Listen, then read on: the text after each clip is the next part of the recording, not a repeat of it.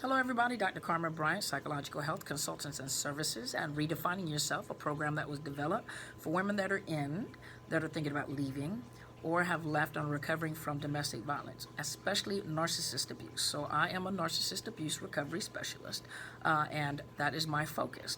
And so today I wanted to talk about Ms. Kim. Thank you for the questions. I had some other topics, but Ms. Kim, she asked me to talk about ghosting and stonewalling. Also, Ms. Rainbow Tiger, I'm going to call you Rainbow. For both of you, I'm going to respond. Ms. Rainbow, I want you to email me at Dr. Carmen Bryant, DrCarmenBryant. I'm not going to respond or answer that on a public forum, and just email me. I'm going to respond to you. And Ms. Kim, I'm going to respond to you. Thank you so much for the comments. Thank you so much for the requests as well. So today I want to talk about ghosting and stonewalling. And remember, this is a program for women. However, men go through the exact same thing that women go through, okay? So let's talk about what ghosting and stonewalling is. First of all, ghosting is also the silent treatment or disappearing act. And I got this information from, I got some ideas from Miss Savannah Gray. She's a freelance writer and a hypnotherapist, and she has a blog called Estemology. And so I was looking through some of them, and I kind of like this one right here. Here's some signs that, that what may happen before a person disappears. Number one, a lot of time the disappearing act happens prior to them leaving anyway. They just need an excuse to disappear. They may have found a new source of supply, or they may be grooming a new source of supply. If they found a new source of supply, they may ghost you and disappear, but they're waiting to use an argument or something to blow off the handle. It just really doesn't make any sense to ghost you and to try out this new source of supply. It's like the silent treatment, but they'll ghost you to test out the new supply, to see if that's what they want and if they don't want. But they always check to see if the door is still open in case the new source of supply doesn't fit their criteria or their expectations, so they can come back to you. Another thing is they usually have, when they ghost you like that, they normally have it made up in their mind that they're going like to a new source of supply, because they're always going to be with someone, so they're probably going to a new source of supply, and so they'll wait until you have an argument.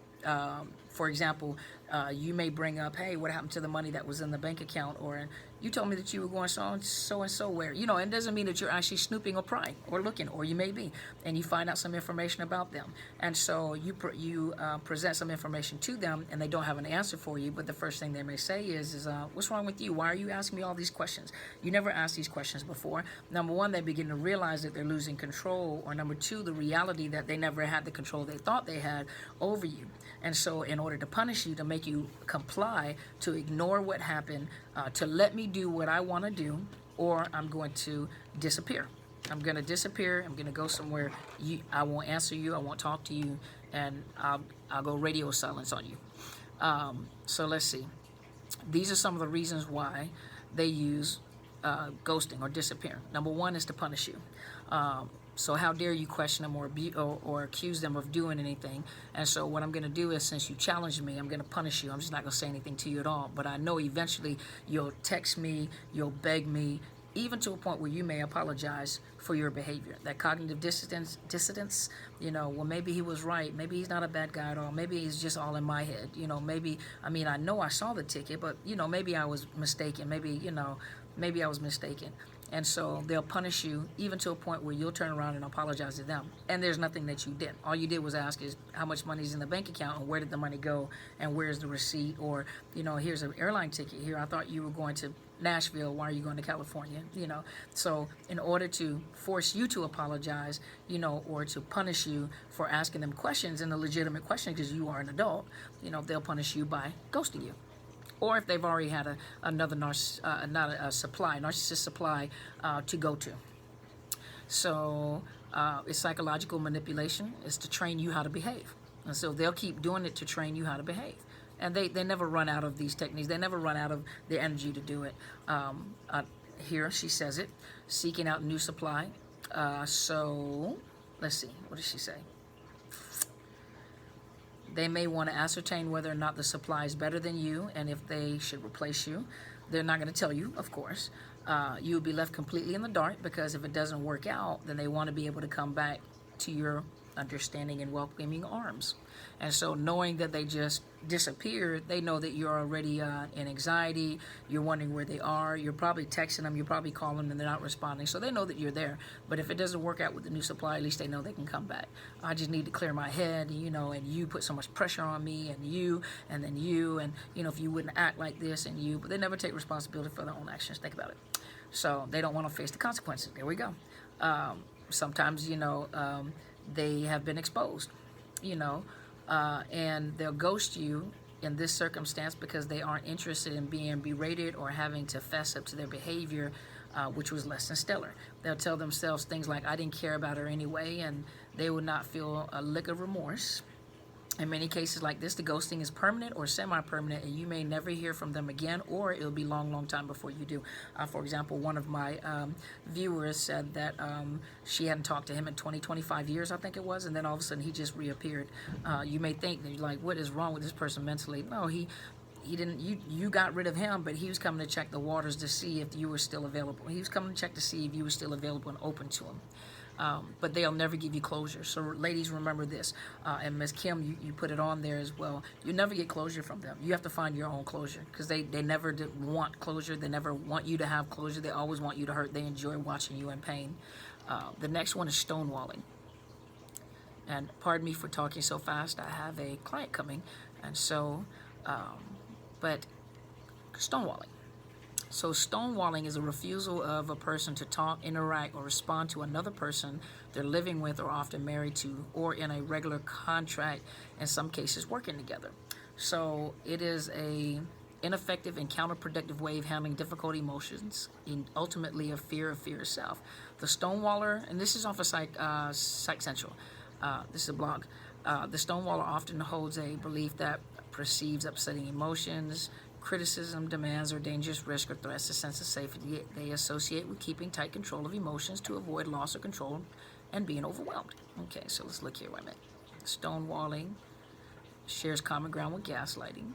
Okay, and this, both are effective in blocking healthy communication, in particular a sense of emotional safety and connection necessary that each person in the communication needs to deepen their mutual understanding of one another in order to strengthen their relationship. Okay, let's look at some of the signs.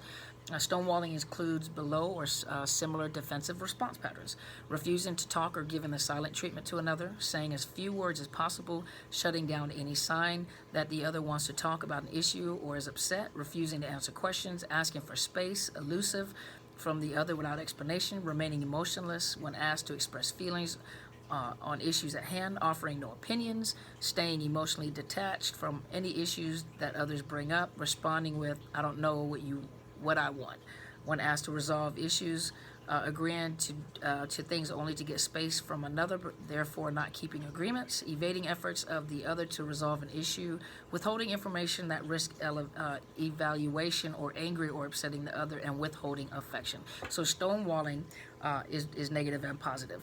Stonewalling is just another form of punishment. And what they do, they completely take all their emotions out of the conversation, take all their emotions out of the situation.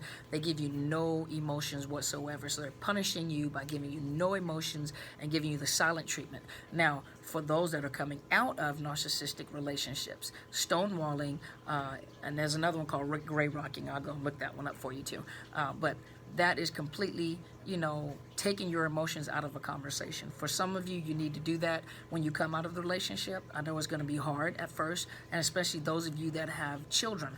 When you have children, you keep it strictly focused on the child. What time are you picking them up?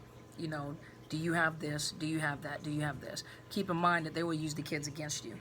They'll use the kids and make it seem as if you don't care, you don't call or check on them, and some of them will even monitor their phone calls. They won't even, and in certain states you can't, in certain states, I know the state of Washington, you can't just disallow a child to have private conversations with their parents, but you'll have them monitoring their phone calls, so sometimes you just can't talk to the kids like you want to talk to the kids, and that's not fair. It's interfering with parenting. But they'll anything that you can possibly do to minimize the amount of contact or conversation you have. Keep it professional, take your emotions out of, respond and don't react to it. They're going to do things to try to entice you. They're trying to do things to cause you to have emotions. And so stonewalling is effective for those that are coming out, but stonewalling is a punishment for those that are in. So they'll use that as punishment, to get what they want from you, or once again, if they're stonewalling is also used, when they are seeking new supply or when they're trying to connect with new supply and you're in the way. You're bothering me, you're in the way, and it's an excuse for me to try to, hoover this new supply, and you're interrupting me. And so, okay, let me look another one.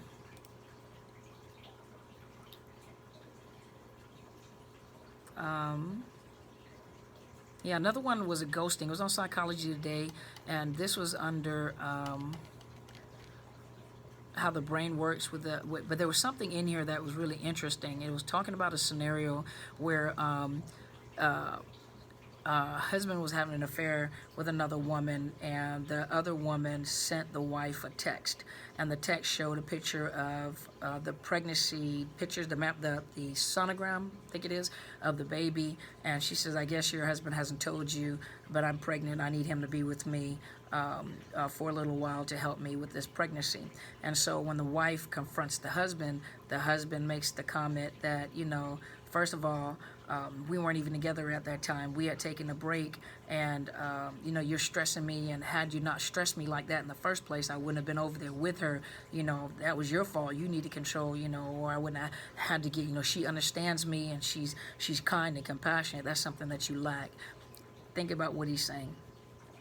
And then he ghosts her. So then he goes over, she's arguing with him, I can't believe you're doing this. So he ghosts her, and he goes over there and stays with the mistress. And so he's staying with the mistress. So the wife, is crying, she's hurting. It's almost like she's having panic attacks. She's emailing him, she's texting him, please talk to me. Why are you doing this to me? And then eventually she gets to a point of cognitive dissonance. Cognitive dissonance is a reflection of distress of holding two opposing beliefs. One is he's an awful person who violated my trust, and the other one is, he's a good man, though he didn't intend to hurt me, and he's probably right. I probably did stress him, and so, that's probably why, and you're right, we weren't together, and so that's cognitive dissonance. But I just wanted to give that to you because I want to show you how powerful the trauma bonds are. And look, he did the ghosting, and then look what she did. She texted him 1,000 texts, she called him, she emailed him, to a point where she apologized for her behavior, and this wasn't even her fault.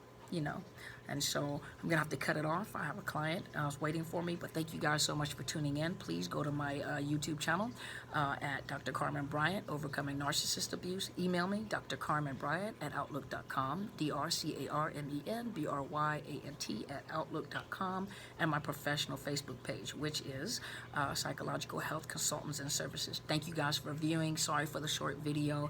I had to kind of do it before all my clients came back. Thank you guys, and like my friend always says, go and be great. Thank you for viewing. Thank you for supporting me, and thank you for all the emails. Bye, you guys.